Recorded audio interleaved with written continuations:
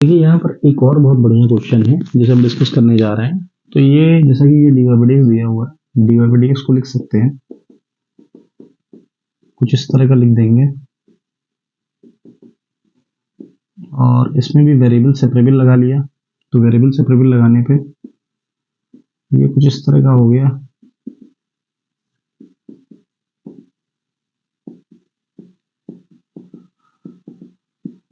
ठीक है, अभी देखिए अगर मान लीजिए कि इस माइनस को हम इधर ही रहने दें, एक्स स्क्वायर के साथ रहने दें, तो भी क्या है, इसका परफेक्ट स्क्वायर बना लेते हैं। इसका परफेक्ट स्क्वायर कैसे बनेगा, इसके हाफ करेंगे, हाफ का स्क्वायर करेंगे तो 1/4 ऐड होगा और 1/4 सब्सट्रैक्ट होगा। ठीक है, तो ये y प्लस 1/2 का होल स्क्वायर हो जाएगा, ये हो जाएगा 4 - 1/4। तो ये कुछ इस तरह की बात आ जाएगी 3/4। तो हम इसको लिख सकते हैं y प्लस 1/2 का होल स्क्वायर प्लस √3/2 का होल स्क्वायर, और इधर भी ऐसे लिख सकते हैं कि x प्लस हाफ का होल स्क्वायर प्लस √3/2 का whole square on integrating both side. तो ये हो जाएगा tan इनवर्स 1/a, यानी कि ये हो जाएगा 2/√3 1/a tan इनवर्स x/a। इस तरह से यहां पर भी हो जाएगा।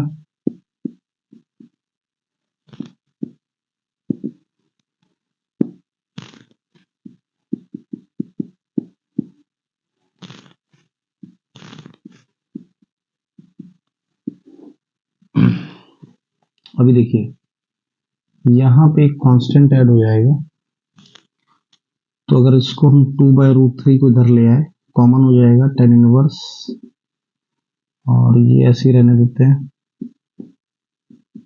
√3/2 plus tan inverse x plus 1/2 √3/2। ये आपको दिख रहा है यहाँ पर कि इंटीग्रेट किया गया। इंटीग्रेट करने के बाद ये tan इनवर्स का फॉर्मूला बन गया, tan inverse a plus tan inverse b का formula tan inverse a plus b upon 1 minus ab आ गया। देखिए इसको जब हम √3 को उधर क्रॉस मल्टीप्लाई करेंगे और 2 से डिवाइड कर देंगे तो ये √3/2c बन जाएगा। √3/2c को हम लोग tan इनवर्स c डैश लिख सकते हैं। यहाँ पर tan इनवर्स है, इन दोनों को कंपेयर करा दिया तो ये वैल्यू c डैश के बराबर हो गई। इसके बाद क्या किया कि थोड़ा सा इसको मैनिपुलेट किया, सॉल्व किया। सॉल्व करने के बाद हमने जो c डैश अपॉन √3 आया है उसको a ले लिया है, और यही हमारा प्रूफ है। इसी तरह से हमारा ये प्रॉब्लम सॉल्व हो गया। Okay, thank you. हम लोग एक बहुत इंपॉर्टेंट क्वेश्चन सॉल्व करने जा रहे हैं, जिसमें एक क्वेश्चन दिया हुआ है sin x cos y dx plus cos x sin y dy is equal to 0। तो हम लोग क्या करेंगे कि इसको इक्वेशन नंबर 1 बोल देंगे, और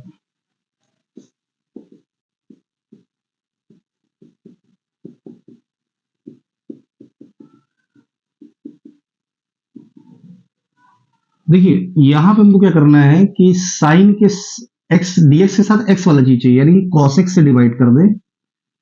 ठीक है, cos x से डिवाइड कर दे और cos y से डिवाइड कर दे।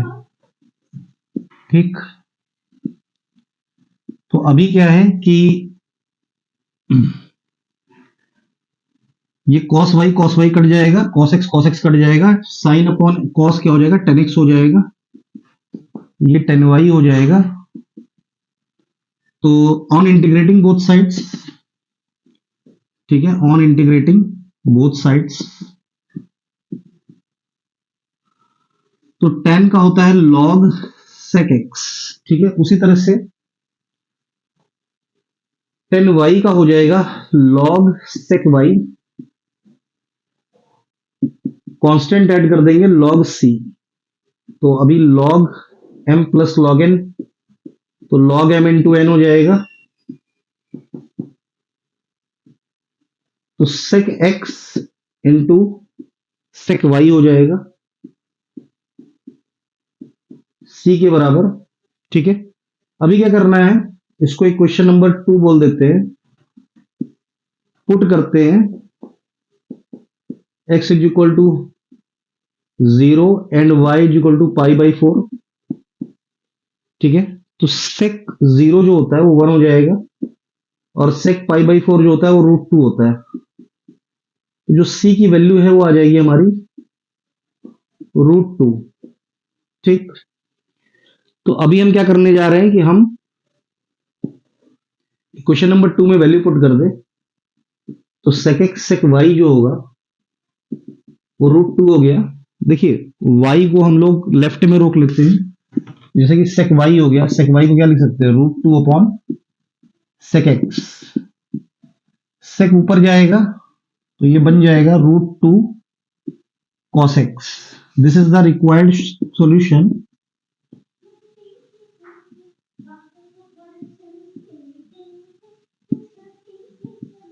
This is the required solution of the differential equation. यही आंसर हो जाएगा आपका। ठीक है, तो एक और क्वेश्चन करते हैं हम लोग। देखिए यहां पर एक और बहुत इंपॉर्टेंट क्वेश्चन करने जा रहे हैं। तो हम क्या करते हैं कि इसको जो है, इतने को इक्वेशन नंबर 1 सॉल्यूशन में फ्रेश लिख देंगे। ठीक है, फिर वेरिएबल सेपरेबल लगाएंगे। तो देखिए वेरिएबल सेपरेबल कैसे लगेगा कि अगर हम 1 प्लस वाई स्क्वायर से डिवाइड कर दें, ठीक है, तो इधर 1 plus Y square cancel out हो जाएगा और इधर हो जाएगा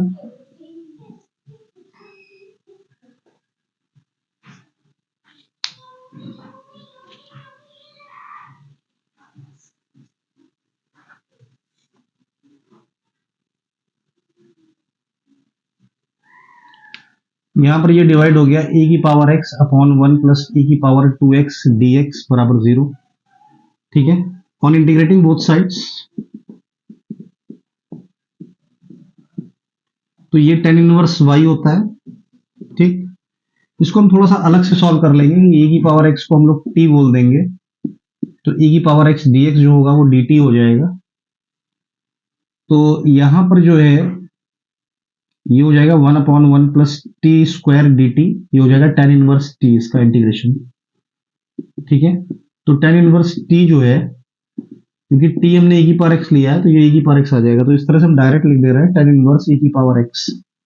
आप tan इनवर्स टी लिख के तब e की पावर x करके दिखा सकते हैं। ठीक है, तो अभी क्या करना है, पुट करना है। कंडीशन दी हुई है, पुट करना है y को 1 एंड x को 0। पुट कर दिया। ठीक है, c भी ले सकते हैं, tan इनवर्स c ले लिया कोई बात नहीं। ये हो जाएगा पाई बाई 4, क्योंकि 10 पाई बाई 4 की वैल्यू होती है। ये वैल्यू 1 हो जाएगी, tan इनवर्स 1 फिर से पाई बाई 4 हो जाएगा। तो ये हो जाएगा पाई बाई 2 tan इनवर्स c की वैल्यू। तो अगर इस इक्वेशन में हम रख दें, इक्वेशन नंबर 2 में, ठीक है, तो ये हो जाएगा tan inverse y plus tan inverse e की power x is equal to pi by 2। This is the required solution.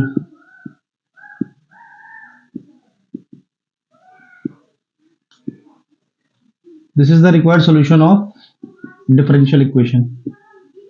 ठीक है, तो ये डिफरेंशियल इक्वेशन का रिक्वायर्ड सॉल्यूशन हो जाएगा। देखिए ये क्वेश्चन अदर डिफरेंशियल इक्वेशन के क्वेश्चन से थोड़ा सा अलग है।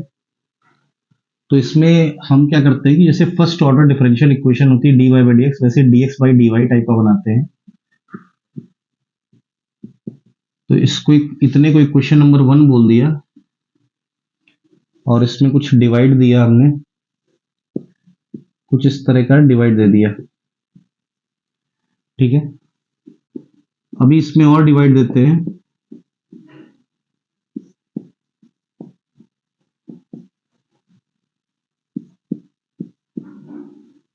तो यहां पे कुछ कैंसिलेशन हो गया हमारा, कुछ टर्म जो कैंसिल हो गया उनको हटा दिया।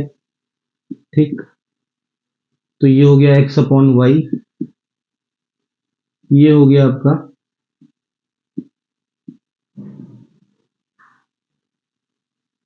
यहां पे एक वाई स्क्वायर चल रहा है तो ये y हो गया। ठीक है, देखिए बहुत सारे क्वेश्चन में y अपॉन एक्स को v लिया जाता है, बट यहाँ पे x अपॉन वाई को हम लोग v ले ले रहे हैं। तो x जो है वो हमारा हो जाएगा वी वाई। अब अगर हम y के लिए डिफरेंशिएट कर दे तो dx अपॉन dy जो होगा वो हो जाएगा v dy upon dy plus y dv upon dy। तो हम लोग इसकी वैल्यू रख दें dx अपॉन dy की, तो dx अपॉन dy की वैल्यू हो जाएगी v,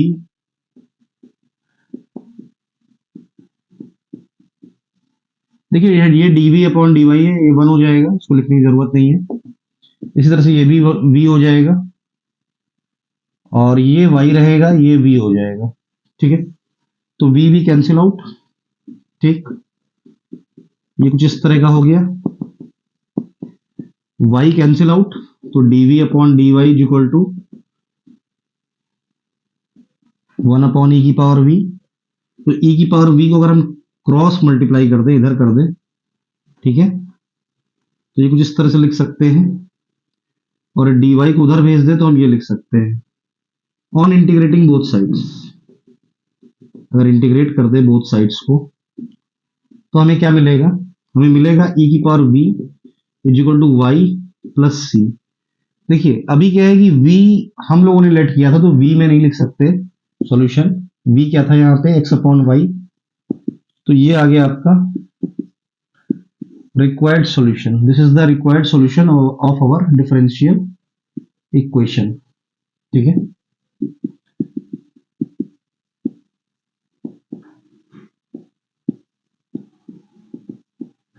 तो ये डिफरेंशियल इक्वेशन का जो है वो रिक्वायर्ड सॉल्यूशन हो जाएगा। ठीक है, देखिए एक और बहुत इंपॉर्टेंट क्वेश्चन है और इसमें हिंट दिया हुआ है, जरूरी नहीं है पेपर में ये हिंट दी हो। ठीक है, तो कुछ वेरिएबल सेपरेबल जैसा करते हैं पहले। तो देखिए ये क्वेश्चन दी हुई है, क्वेश्चन नंबर 1। ठीक, अभी अगर हम इसको लिखना चाहें तो ऐसे भी लिख सकते हैं x minus y d x plus x minus y d y equal to d x minus d y. हम इसे ऐसे भी लिख सकते हैं, यानी कि dx वाले सब एक साथ कर लें और dy वाले एक साथ कर लें, तो ये कुछ इस तरह की बात हो जाएगी।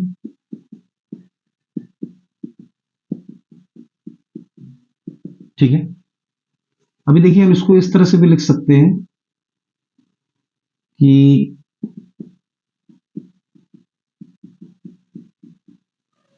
ठीक, हम एक काम कर सकते हैं कि अगर dy बाई डी एक्स लिखना चाहें इसको, तो माइनस से डिवाइड कर लें, ये कुछ इस तरह से लिख लें। ठीक है, कुछ इस तरह की बात आ जाएगी, इसको इधर ले आए, कुछ इंटरचेंज कर लें। ठीक, और ये कुछ इस तरह की बात हो गई। ठीक,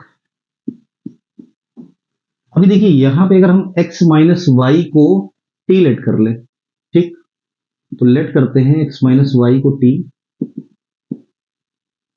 तो डिफरेंशिएट किया x के लिए, तो ये हो गया 1 minus d y by d t is equal to,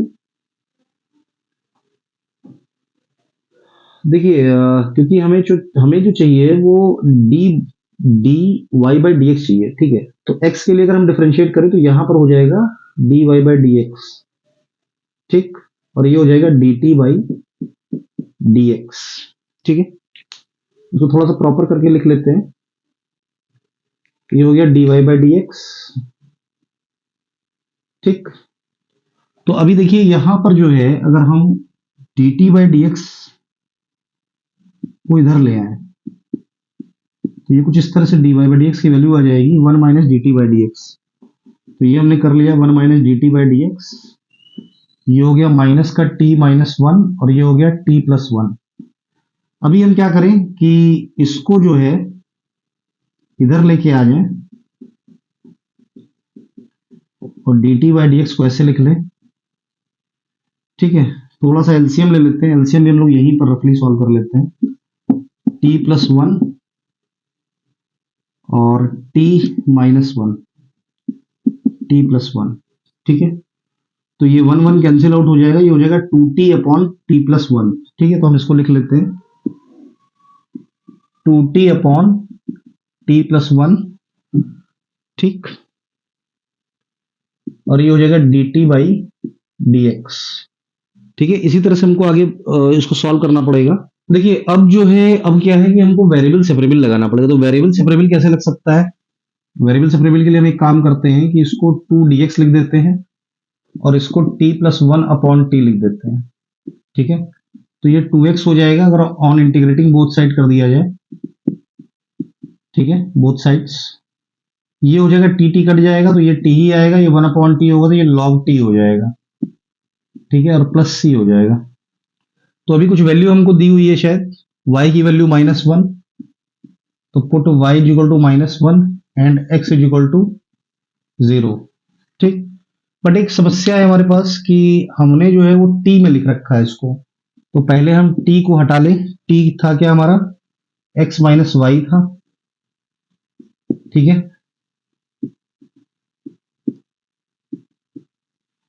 तो यहां पे हम क्या कर रहे हैं, x को 0 रख रहे हैं तो 0 हो गया, ये भी 0 हो गया, ये -1 हो गया, ये हो गया 0 और 1। तो log 1 आपका 0 ही होता है, आपको पता है।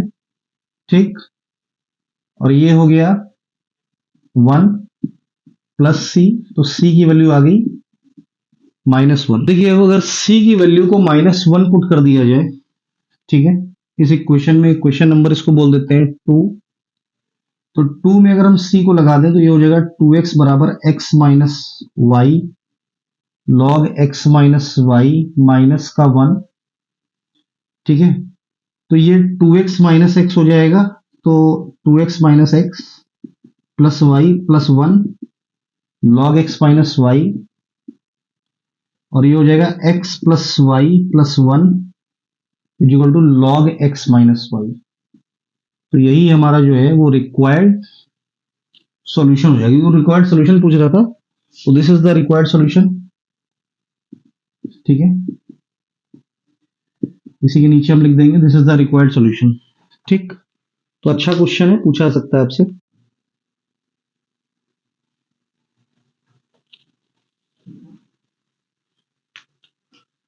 देखिए एक बहुत इंपॉर्टेंट क्वेश्चन सॉल्व करने जा रहा है। ये question first order differential equation का है, तो इसको पहले फर्स्ट ऑर्डर डिफरेंशियल इक्वेशन में कन्वर्ट करते हैं। इसको हम लोग इक्वेशन नंबर 1 बोलते हैं। ठीक है, तो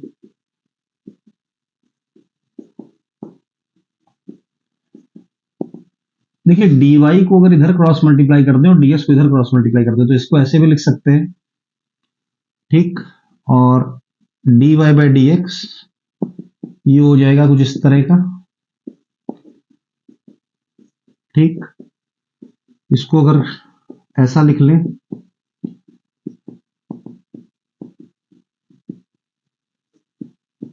देखिए जो फर्स्ट ऑर्डर डिफरेंशियल इक्वेशन होती है, फर्स्ट ऑर्डर डिफरेंशियल इक्वेशन, ठीक है, वो होती है dy by d x plus p y equal to q. इसका इंटीग्रेटिंग फैक्टर होता है e की पावर इंटीग्रल p dx, और जो सॉल्यूशन होता है वो होता है y into integrating factor is equal to integral q into integrating factor dx plus c।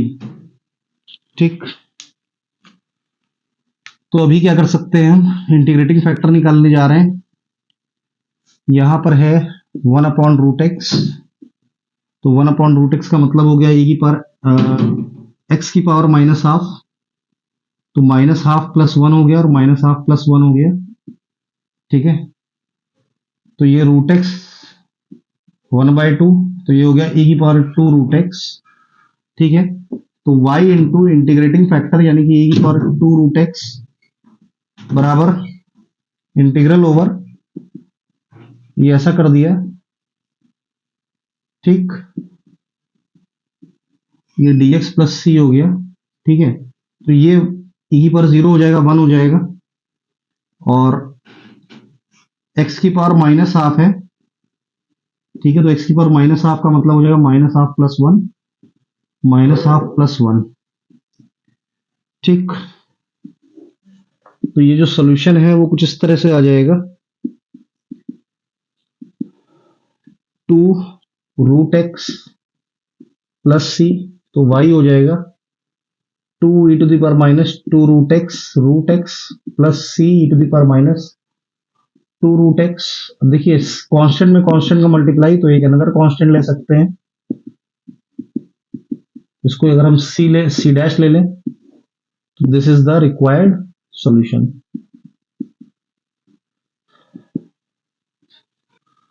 देखिए एक और बहुत इंपॉर्टेंट डी है जिसे सॉल्व करना है, तो इसको हम लोग इक्वेशन नंबर 1 बोल देंगे। और जैसा कि मैंने अभी बताया था आपको कि फर्स्ट ऑर्डर डिफरेंशियल इक्वेशन से कंपेयर करेंगे, तो कंपेयर करने पर जो y के साथ है ये cot x, ये p हो जाएगा, ठीक है। और जो q है वो हो जाएगा 4x cosec x, ठीक है। फर्स्ट ऑर्डर डिफरेंशियल इक्वेशन क्या होती है? फर्स्ट ऑर्डर डिफरेंशियल इक्वेशन होती है dy by d x plus p y is equal to q. Integrating factor होता है e की पावर इंटीग्रल p dx, और सॉल्यूशन होता है y into integrating factor is equal to q into integrating factor dx plus c। तो यहाँ पे integrating factor जो है वो हो जाएगा e की power integral cot x dx। देखिए cot x जो है अगर उसको हम लोग सॉल्व करें तो ये हो जाता है e की पावर log sin x। इसका इंटीग्रेशन यहां पर बेस ई लेंगे, होता ही है बेस ई, ठीक है। तो ये हम sin x लिख सकते हैं। इंटीग्रेटिंग फैक्टर जो है वो हमारा sin x आ गया। तो जो सॉल्यूशन होता है वो जैसे कि लिखा है y इंटू इंटीग्रेटिंग फैक्टर यानी कि y इंटू साइन एक्स, और 4x cosec x sine x plus c करके आएगा। तो ये होता है एक्स स्क्वायर बाई टू। तो y इक्वल टू हो जाएगा 2x square upon sine x plus c. तो c के नीचे भी साइन एक्स लिख सकते हैं। ये कह रहा है कि y अगर जीरो है तो इसको जीरो रख दिया, और x पाई बाय टू है तो पाई बाय टू रख दिया, ठीक है। तो ये जैसे ही पाई बाय टू रखेंगे यहां हो जाएगा पाई स्क्वायर बाई 4, साइन 91 हो जाएगा। इसको हम एक अनदर कांस्टेंट ले सकते हैं सी डैश, ठीक है। तो ये सी डैश की वैल्यू जो है यहां से हो जाएगी माइनस का पाई स्क्वायर बाई टू। तो हम लोग लिख सकते हैं जो सॉल्यूशन है उसको लिख सकते हैं y sine x is equal to 2x square minus का पाई स्क्वायर बाय टू, ठीक है। तो यही जो है वो सॉल्यूशन हो जाएगा हमारा, रिक्वायर्ड सॉल्यूशन यही हो जाएगा हमारा। क्वेश्चन है वो सब मिक्स क्वेश्चन है, इसलिए आपको डिसाइड करना पड़ेगा किसको फर्स्ट ऑर्डर से करना है या किसको वेरिएबल सेपरेबल से करना है या कुछ और सब्स्टिट्यूशन देके करना है, ये आपको डिसाइड करना पड़ेगा। और बहुत इंपॉर्टेंट टॉपिक है ये, ठीक है। तो अभी क्या है कि यहाँ पे हम देख रहे हैं कि हमें एक इक्वेशन दी हुई है, इसका जो है सॉल्यूशन निकालना है, ठीक। तो देखिए क्या कर सकते हैं। देखिए ये जो क्वेश्चन हम सॉल्व कर रहे हैं मिसलेनियस के क्वेश्चन है, इसलिए बड़ी जल्दी जल्दी से कंसेप्ट बदल भी रहा है। जैसे कि अभी हम सॉल्व कर रहे थे तो d y by d x plus p y equal to q पर बेस क्वेश्चन था। कुछ क्वेश्चन हमने वेरिएबल सेपरेबल के किए, कुछ वेरिएबल सेपरेबल भी ऐसे क्वेश्चन थे जिनमें लेट करना पड़ गया। तो ये क्योंकि प्रैक्टिस बहुत होनी चाहिए इनके लिए, तभी आप कर पाएंगे। तो जैसे कि ये क्वेश्चन दिया हुआ है, ठीक है। तो अभी हम लोग क्या करें कि इसमें इसको डिवाइड में लिख दें और इधर dx के साथ x वेरिएबल को ले जाएं। तो ये 2 है, इसको ऐसे लिख सकते हैं।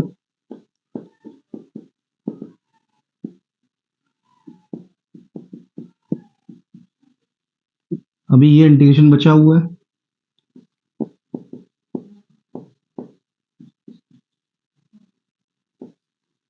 क्योंकि यहाँ पे जो भी चीजें हैं वो लॉग में बनेंगी, इसको मॉड ले लेते हैं, ठीक। प्लस लॉग सी हो जाएगा।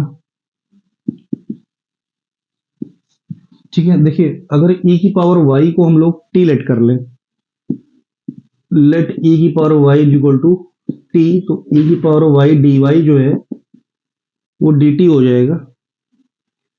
ठीक है, तो ये हो जाएगा dt अपॉन 2 - t। तो इसको ऐसे ही लिख देंगे, ये हो जाएगा log 2 - t, और ये हो जाएगा एक चीज और कि अगर हम इसको इंटीग्रेट कर रहे हैं तो एक माइनस भी आ जाएगा।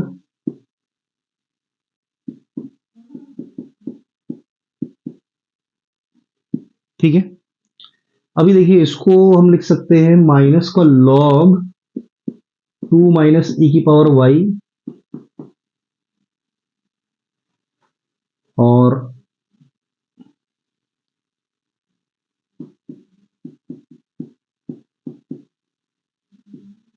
अभी कुछ कंडीशन दे रहा है कि y 0 दे रहा है, x 0 दे रहा है, तो y को 0 रख देंगे तो e की पावर जो 0 है वो 1 हो जाएगा। ठीक है, e की पावर 0 1 होता है, और यहां पर जैसे ही हम 0 रखेंगे तो ये log 1 हो जाएगा, log 1 भी 0 होता है। ठीक है, तो इस तरह से ये भी 0 हो जाएगा, क्योंकि log 2 - 1, तो 2 - 1 का मतलब हो गया log 1 0 होता है, ये भी 0 हो गया। ये log c है, तो log c अगर 0 आ रहा है तो log 1 अगर 0 हो तो e की पावर 0 जो होता है वो 1 होता है, तो c जो है वो हो जाएगा e की पावर 0, यानी कि c की जो वैल्यू है वो आ जाएगी 1। ठीक है, तो c की वैल्यू को हम 1 अगर रख दें इसमें, ठीक, तो ये हो जाएगा कुछ इस तरह का।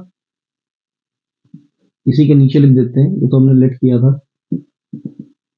तो ये हो जाएगा सॉल्यूशन माइनस का log 2 - e की power y is equal to log x plus 1 plus log 1, तो log 1 तो 0 हो जाएगा, तो दैट मीन्स टू से कि यहां से वैल्यू हम ले सकते हैं कि 0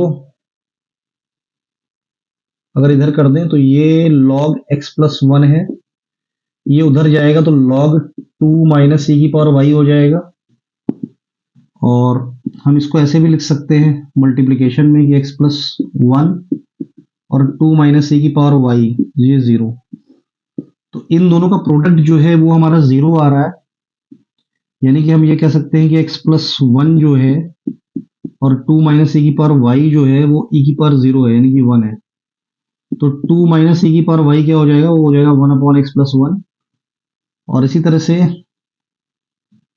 हम लिख सकते हैं माइनस e की पावर y को लिख सकते हैं 1 अपॉन x प्लस 1 -2, और अगर हम माइनस से मल्टीप्लाई कर दें तो e की पावर y हो जाएगा हमारा 2 - 1 अपॉन x प्लस 1। ठीक है, तो इसको अगर हम थोड़ा सा एलसीएम ले लें तो यहां पर हम लिख देते हैं, तो e की पावर y जो है वो हो रहा है 2x plus 2 - 1 upon x plus 1, ये हो जाएगा 2x plus 1 upon x plus 1। ठीक है, अगर हम log ले लें तो यहां पर log e बेस ही होगा, y बाहर आ जाएगा और ये log में हो जाएगा, तो जो y की वैल्यू है वो कुछ आ जाएगी log के अंदर 2x plus 1 upon x plus 1, यही हमारा फाइनली सॉल्यूशन हो जाएगा। log है तो हम मॉड लगा सकते हैं। ठीक है, तो ये अच्छा क्वेश्चन है कि y का सॉल्यूशन जो है हम लोग लिख सकते हैं log में। ठीक है, तो ये कुछ इस तरह से हमारा जो है सॉल्व हो गया। देखिए थोड़ा सा इसमें जो है आपको कैलकुलेशन करना पड़ेगा, कैलकुलेशन आप छोड़ेंगे नहीं, करते रहेंगे तो आंसर आ जाएगा, कोई इसमें समस्या नहीं है। देखिए यहाँ पर एक और क्वेश्चन है, तो हम इसमें क्या कर रहे हैं कि जैसा कि ये दिया हुआ है y dx minus x dy, तो ये हमने क्या किया कि y से डिवाइड कर लिया, तो dx minus x upon y d y हो गया। तो x अपॉन वाई जो dy है, अगर इसको हम उधर ले जाए तो ये ऐसा हो गया। ठीक है, अब वेरिएबल सेपरेबल लगा लेते हैं। तो वेरिएबल सेपरेबल में क्या हो गया, 1 अपॉन एक्स हो गया, dx हो गया, 1 अपॉन वाई डी वाई हो गया। तो log x log y हो गया। ठीक, इसी तरह से log c हो गया।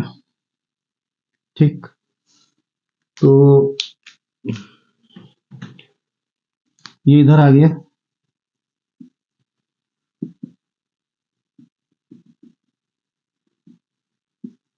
तो ये x अपॉन वाई हो गया। कंपेयर करा दिया तो x बराबर वाई सी हो गया। ठीक है, तो लेकिन अभी क्या है कि सॉल्यूशन y में अगर लिख रहा है तो ये 1 अपॉन सी एक्स हो गया। ठीक है, तो अगर 1 अपॉन सी को हम कैपिटल C बोल दें, ठीक है, तो हम ये देख सकते हैं कि ये हमारा जो C सॉल्यूशन है वो मैच कर जाएगा। ठीक, तो इस तरह से ये आंसर हो जाएगा। एक और क्वेश्चन है जिसमें आपको ये करेक्ट आंसर बताना है। तो जैसा कि फर्स्ट ऑर्डर डिफरेंशियल इक्वेशन दी हुई है, ठीक है, तो आपको ये पता है कि इसका जो सॉल्यूशन होता है वो होता है x into integrating factor is equal to right hand side यानी कि q1 into integrating factor dx plus c. अब इसका इंटीग्रेटिंग फैक्टर क्या होता है, इंटीग्रेटिंग फैक्टर होता है e की power integral p1 dy, e की पावर इंटीग्रल p1 dy और ये भी dy प्लस सी। ठीक है, तो अभी हम देखते हैं कि इसमें से कौन सा मैच कर रहा है। देखिए ये वाला कुछ कुछ लग रहा है सी वाला ऑप्शन, तो सी वाला इसमें सही है। देखिए यहाँ पे क्वेश्चन और दिया हुआ है, इसका सॉल्यूशन हम लोग देखते हैं कैसे हो सकता है। तो कुछ इस तरह का क्वेश्चन है। अगर हम लोग ये कर दें कि dy बाई डी एक्स कर दें और e की पावर x से पूरे में डिवाइड दे दें,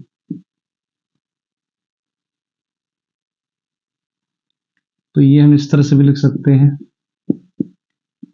कि ये y हो जाएगा, ये हो जाएगा 2x अपॉन e की पावर x। ठीक है, तो देखिए यहां पे अगर हम इसको इधर भेज दें, ऐसे भी लिख सकते हैं कि स्टेप, तो जो इसका इंटीग्रेटिंग फैक्टर होगा वो हो जाएगा e की पावर इंटीग्रल 1 dx, क्योंकि यहां पर जो है वो y के साथ 1 है। ठीक, तो ये हो जाएगा e की पावर x।